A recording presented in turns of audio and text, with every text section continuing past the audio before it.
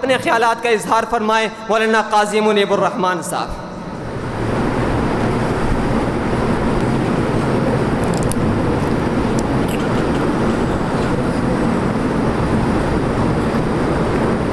نحمده ونصلي على رسوله الكريم أما بعد أعوذ بالله من الشيطان الرجيم بسم الله الرحمن الرحيم يا أيها الذين آمنوا ادخلوا في السلم كافة ولا تتبعوا خطوات الشيطان إنه لكم عدو مبين قال النبي صلى الله عليه وسلم الدين كله أدب وفي رواية أخرى عليكم بسنتي وسنة الخلفاء الراشدين المهديين صدق الله العظيم وصدق رسوله النبي الكريم ونحن على ذلك من الشاهدين والشاكرين والحمد لله رب العالمين۔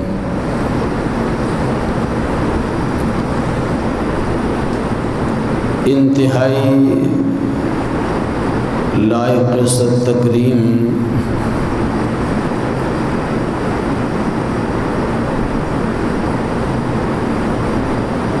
مخدوم العلماء مخدوم مکرم حضرت مولانا محمد رفیق میر صاحب امیر جمعیت علماء اسلام جموں و کشمیر سندھ بلوچستان روم، مجاہد اسلام مخدوم و مکرم برادر محترم حضرت مولانا شیخ الحدیث نور الحق صاحب امیر جمعیت علماء اسلام ضلع جنوبی، دیگر معزز علماء کرام، میرے عزیز طلباء بھائیوں اور ساتھیوں،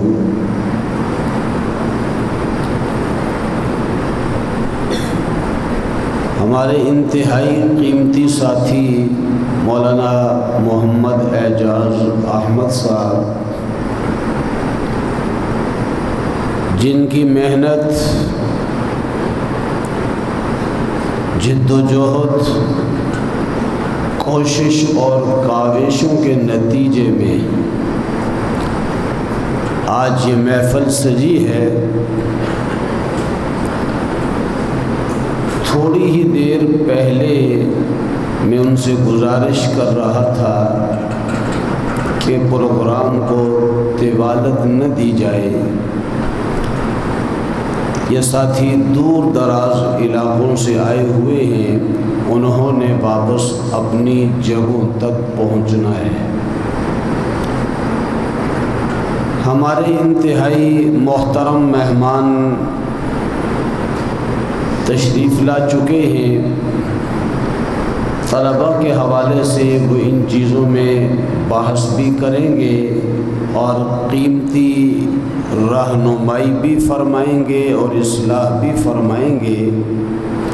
حضرت امیر صاحب کے بھی قیمتی ملفوظات آپ حضرات نے سننے ہیں۔ میں کوئی لمبی چوڑی بات آپ سے نہیں کروں گا، صرف یہ درخواست کروں گا آپ علم دین حاصل کرنے کے لیے یہاں آئے ہیں۔ ہمارے لیے نمونہ نبی پاک صلی اللہ علیہ وسلم کی ذات عالی ہے، آپ کے صحابہ کرام ہیں، اور العلماء ورثۃ الانبیاء، یہ علماء ہیں۔ آج اگر میں کشمیر کے ان دور دراز علاقوں سے نکل کر یہاں آیا ہوں، یا شہر کراچی میں ہمارے بڑے بڑے اکابر، علم کا بڑا ذخیرہ رکھنے والے حضرات موجود ہیں، ان کے پیچھے بھی اکابر کی محنتیں ہیں۔ لہٰذا وہ حضرات علم میں مضبوط ہو کر کے شہر کراچی کے بڑے بڑے علماء کرام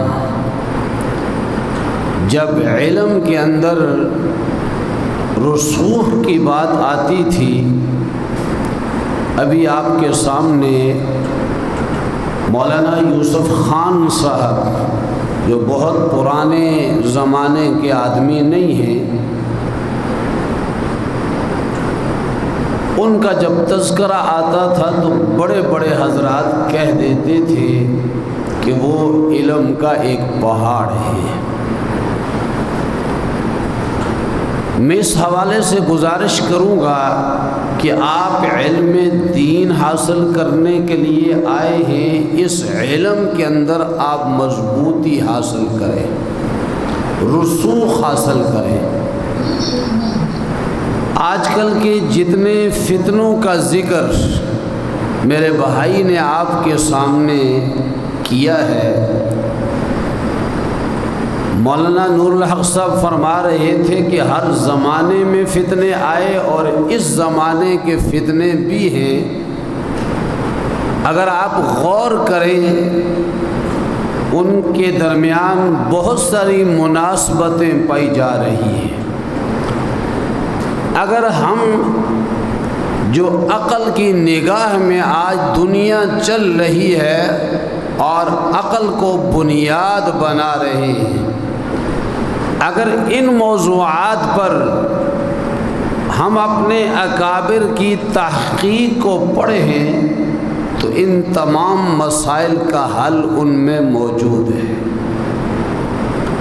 یہ وقت ہے آپ کے پاس، آپ اپنے آپ کو کتابوں میں غرق کریں۔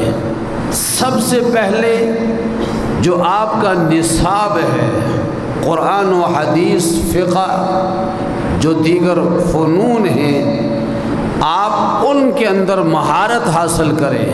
میرے اکابر بیٹھے ہیں، بعض اوقات جب بصلاحیت ساتھیوں کی ضرورت پڑتی ہے تو تلاش بسیار کے بعد بھی جا کر ساتھی میسر نہیں ہوتے۔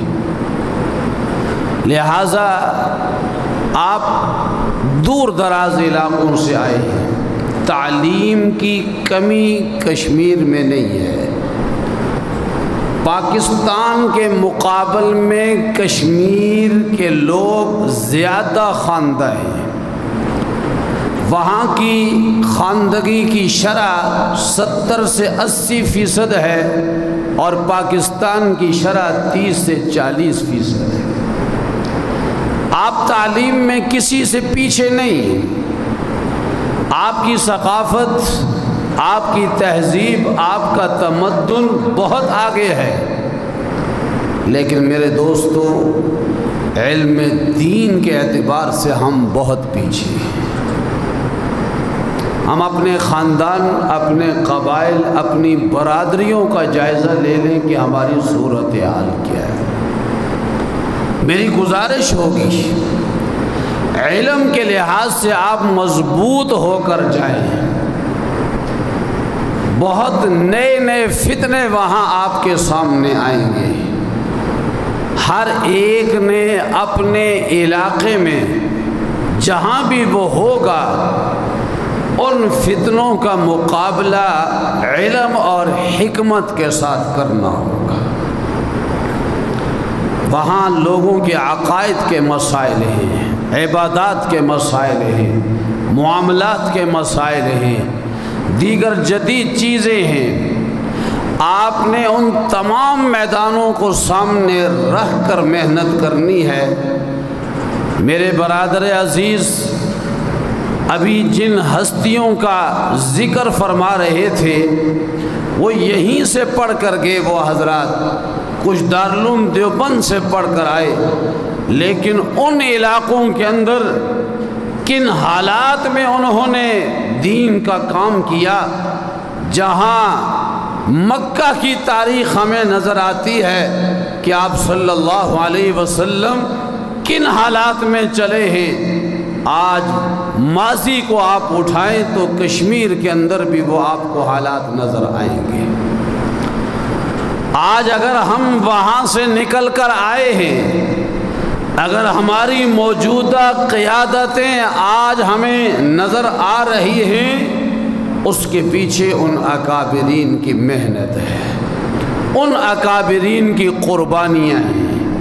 خدا را اپنے بڑوں کا ادب اور احترام سامنے رکھیے۔ مجھے یاد ہے آج سے 15-20 سال پہلے کی بات،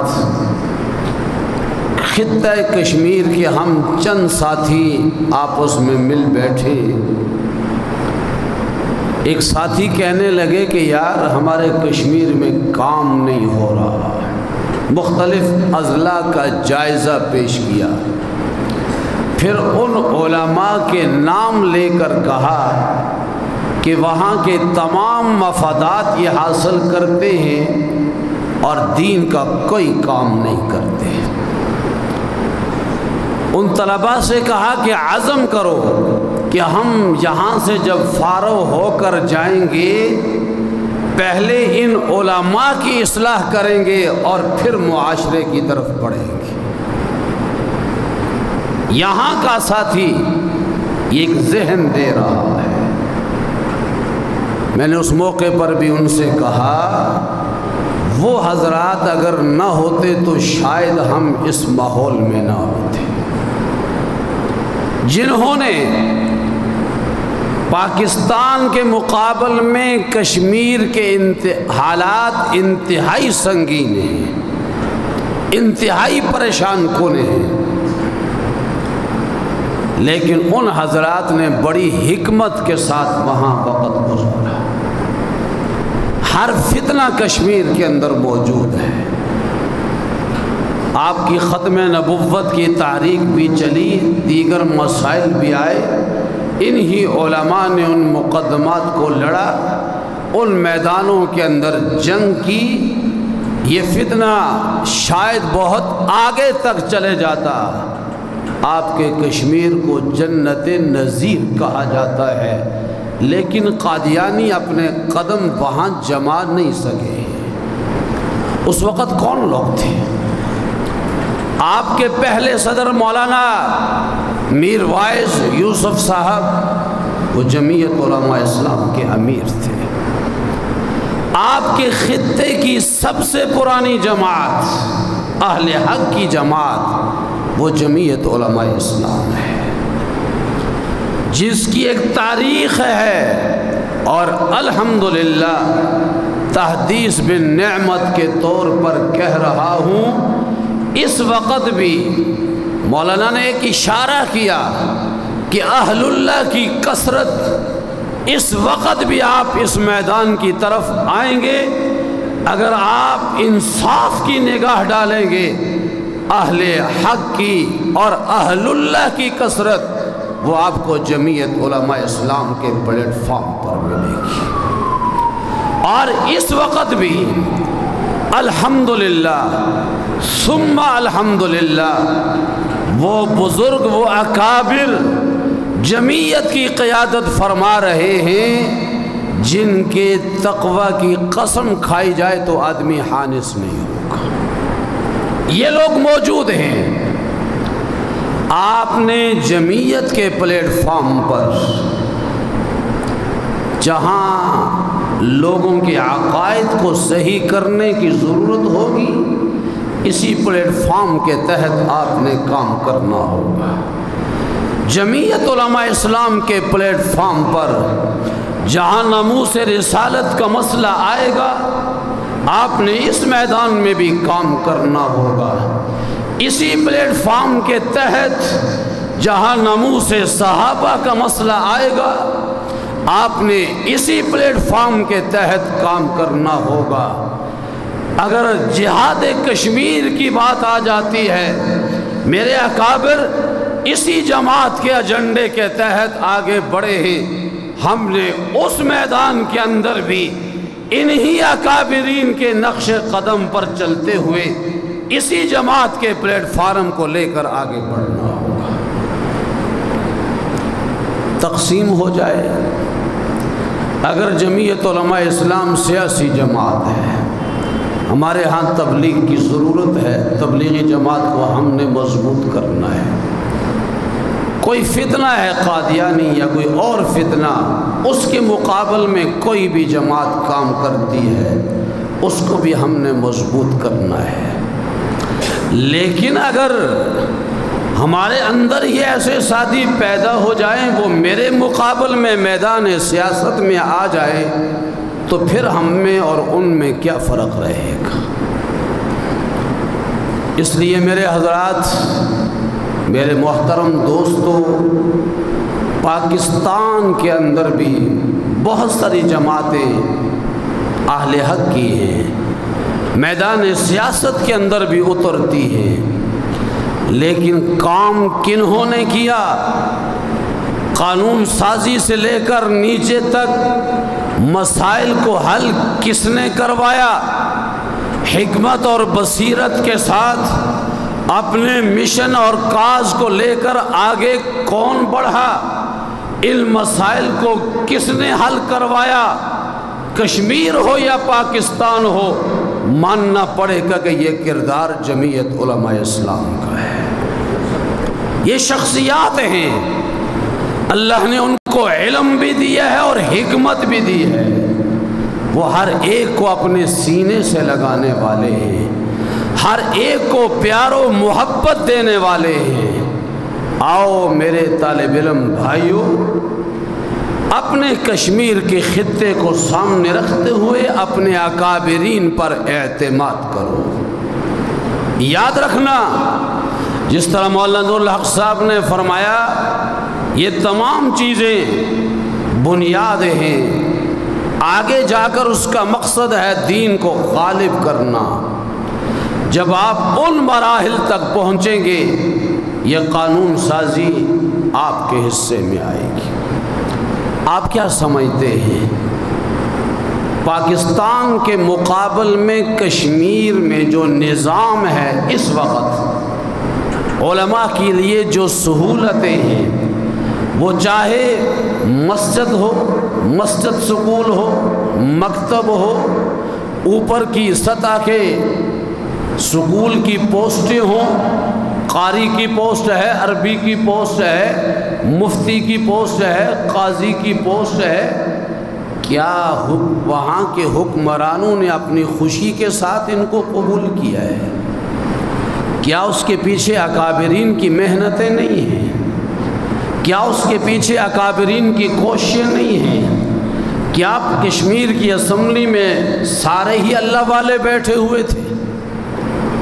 ان حضرات نے بڑی حکمت کے ساتھ لوگوں کے ساتھ ملاقاتیں کر کے، خارجی لحاظ سے اس پر محنت کر کے، ایسی پوسٹوں کو سامنے رکھ کر، گنے چنے افراد تھے، لیکن محنت اتنی بڑی کی گئی، اتنی اعلیٰ سطح پر کی گئی کہ اس وقت بھی اس کے اثرات باقی ہیں۔ ورنہ میرے عزیز دوستو، اگر ہم محض عام حالات پر چلے جائیں گے، ہمیں کوئی سنجیدہ طبقہ سننے کے لیے تیار نہیں ہوگا۔ سنجیدہ آدمی ہماری گفتگو کو سننے کے لیے تیار نہیں ہوگا۔ آئیے اس وقت بھی ہمارے پاس موقع ہے، ہم اپنے اکابر پر اعتماد کریں، ان اداروں پر اعتماد کریں، ان کی محنتوں کی قدر کریں۔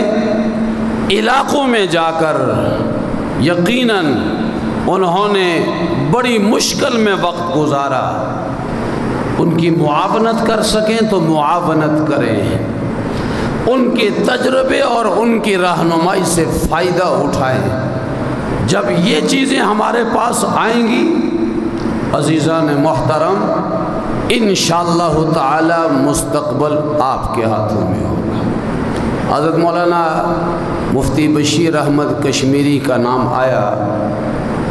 زلزلے کے بعد حالات انتہائی خراب ہوئے، اللہ نے حضرت کو بہت صلاحیتیں دی تھی، ساتھیوں نے بڑی بڑی جگہیں تلاش کر کے دی۔ مفتی صاحب نے وادی نیلم کا اپنا گاؤں نہیں چھوڑا، کہا یار اس گاؤں میں چند آدمی بڑی محنت کے بعد صحیح العقیدہ بنے ہیں، اگر میں ہجرت کر کے چلا جاتا ہوں تو یہ سارا گاؤں بدعت کا گڑھ بن جائے گا، کل میں خدا کے ہاں مجرم ہوں گا۔ اللہ نے کوئی کمی نہیں ان کے اندر چھوڑ رکھی تھی، اللہ نے بہت کمالات دیے تھے، لیکن یہ حضرات اس قدر امت کی فکر کے اندر، عقائد کی فکر کے اندر خود نورانی قاعدہ اور یہ کلاسیں پڑھا کر کے وہاں سے بچوں کو تیار کر کے انہوں نے بھیجا، آج الحمدللہ وہ اعلیٰ عہدوں تک پہنچے ہیں۔ میری گزارش ہوگی ان اکابرین کی محنت، اس کی قدر بھی ہمیں کرنی چاہیے اور اپنے بڑوں کا ادب بھی کرنا چاہیے۔ الدین کلہ ادب، اسلام کے جتنے بھی شعبے ہیں اس میں آپ کو کام کرنے کا سب سے بڑا موقع کشمیر میں ملے گا۔ ان تمام فتنوں کے مقابل میں ہم نے میدان میں آنا ہے، بڑی حکمت اور بصیرت کے ساتھ آگے بڑھنا ہے۔ پاکستان کی نوعیت بہت مختلف ہے۔ حضرت مولانا فضل الرحمن اللہ ان کی زندگی میں برکتیں فرمائے، ایک موقع پر فرما رہے تھے کہ جب میں نے سیاست میں قدم رکھا تو میں سوچ رہا تھا کہ میں 2 سال میں پورے پاکستان کو فتح کر لوں گا۔ اتنی زندگی گزارنے کے بعد جا کر میں یہاں کی سیاست کو سمجھ سکا اور پھر تدبر اور حکمت کے ساتھ آگے بڑھا کہ آج باقی سیاستدان جن کے پاس تعلیم کی کمی نہیں ہے، لیکن جب ہمارے سامنے آتے ہیں اللہ نے اس دین کی برکت سے ہمیں وہ گویائی اور قوت اور اس قرآن و حدیث کی روشنی میں وہ مضبوطی ادا کی ہے کہ بڑے بڑے سیاستدان جب اپنی پالیسی، اپنا نظریہ پیش کرتے ہیں اور جب ہم ان پر گفتگو کرتے ہیں وہ ہماری بات کو ماننے پر مجبور ہوتے ہیں۔ اس لیے عزیز میرے بھائیوں، محض جذبات میں نہیں، اللہ نے آپ کو موقع دیا، جتنا پڑھ سکتے ہو اپنے اکابر کو پڑھو۔ حضرت مولانا اشرف علی تھانوی رحمہ اللہ کون نہیں جانتا، ان کا ایک فرمان ہے کہ جب میں فارغ ہوا کچھ سمجھ نہیں آ رہا تھا، میں نے اثر 9 درسی کتابوں کا مطالعہ شروع کیا، اللہ نے میرے ذہن کو کھول دیا۔ آج بھی آؤ، مولانا فضل الرحمن صاحب میدان سیاست کے آدمی ہیں، لیکن اللہ نے ذہن کے اندر وہ وسعت دی ہے کہ بعض اوقات قرآن و حدیث کی تشریحات اس حکمت سے بیان کرتے ہیں کہ بڑے بڑے علماء ششدر رہ جاتے ہیں۔ آؤ ان چیزوں پر غور کرو، اپنے اندر کمال پیدا کرو۔ میں نے اتنی گزارشات بھی آپ سے عرض نہیں کرنی تھی۔ کشمیر ہو، پاکستان ہو، اہل حق کی سب سے پہلی جماعت جمعیت علماء اسلام اور طلبہ کے اندر جمعیت طلبہ اسلام یا علاقوں میں مختلف ناموں سے بھی لوگ اٹھے، یہ ہماری پرانی جماعتیں ہیں۔ ایک وقت گزر گیا، ایک تاریخ ہے الحمدللہ، اور بڑی حکمت کے ساتھ اپنی منزل کی طرف بڑھ رہے ہیں۔ وہ مشہور واقعہ آپ کے سامنے ہوگا، صحابہ کرام کا ایک قافلہ پھنس گیا میدان جہاد کی طرف۔ جب دشمن بادشاہ نے کہا کہ آپ کے قافلے کو چھوڑ دیا جائے گا، مختلف شرائط، لیکن خلاصہ آخری بات یہ آئی کہ آپ بادشاہ کی پیشانی پر بوسہ دیں، آپ کے سارے قافلے کو چھوڑ دیا جائے گا۔ اس صحابی نے یہ طریقہ اس حکمت کے تحت اختیار کیا۔ جب آئے تو آپ صلی اللہ علیہ وسلم نے شہر سے باہر نکل کر کے استقبال کیا، کہا کہ اتنے عمل پر پورے اپنے لشکر کو بچا کر لے آیا۔ الحمدللہ، بہترین کمانڈر وہ ہوتا ہے جو اپنی فوج کی حفاظت بھی کرتا ہے اور مقصد کی طرف بھی بڑھ جاتا ہے۔ اپنے سپاہیوں کو شہید کروا دینا، اپنے لشکر کو تتر بتر کر دینا، اپنے لوگوں کو دوسروں کے حوالے کر دینا، یہ کامیاب قائد کی علامت نہیں ہے۔ بہترین جرنیل، میدان جہاد کے حالات آپ کے سامنے ہیں، وہ ہوتا ہے جو حکمت کے ساتھ ترہبون بہ عدو اللہ وعدوکم۔ الحمدللہ اس وقت عملی تصویر پاکستان میں ہر سیاستدان اس کو مانتا ہے کہ مولانا فضل الرحمان کے پاس ہے، ہر آدمی مانتا ہے اس بات کو۔ فوج وہ بھی اس چیز کو تسلیم کرتی ہے۔ آپ تو صاحب علم لوگ ہیں، آئیے ان اکابرین کی قدر کیجئے۔ ایک جملہ حضرت مولانا سلیم اللہ خان صاحب حضرات بیٹھے ہیں جو خود سواد اعظم میں شریک رہے۔ سواد اعظم کی تاریخ کراچی میں اتنی مضبوط تھی، حضرات کہتے ہیں کہ ایم کا دور بھی اس کے مقابل میں کوئی حیثیت نہیں رکھتا، اتنے مضبوط لوگ تھے۔ بڑی بڑے امام بارگاہوں میں جا کر ان لوگوں نے اذانیں دی اور نمازیں ادا کی۔ حضرت نے ایک جملہ فرمایا بھی اور ان کی تحریرات میں بھی ہے، آنے والے حضرات تجربات میں زندگی ضائع مت کرو، ہمارے تجربات سے فائدے اٹھاؤ۔ یہ بہت بڑا جملہ ہے، اپنے حضرات کو پڑھو، ان کے تجربات سے فائدے اٹھاؤ، انشاءاللہ کامیابی آپ کے قدم چومیں گی۔ بہرحال میں نے اپنے اکابر بڑوں کے سامنے لب کشائی کی ہے، معذرت کے ساتھ اجازت چاہتا ہوں، اور تمام حضرات جنہوں نے وقت دیا آئے، سب کو خوش آمدید بھی کہتا ہوں۔ یہ ہماری کمزوری ہے کہ ہم آپ کو اپنے قریب نہیں کر پاتے، جتنا گہرا تعلق ہمارا ہونا چاہیے اتنا گہرا تعلق نہیں ہے۔ بہرحال اللہ تبارک و تعالی آسانیاں فرمائے، انشاءاللہ یہ ربط برقرار رہے گا۔ اللہ ہم سب کا حامی و ناصر ہو، وما علینا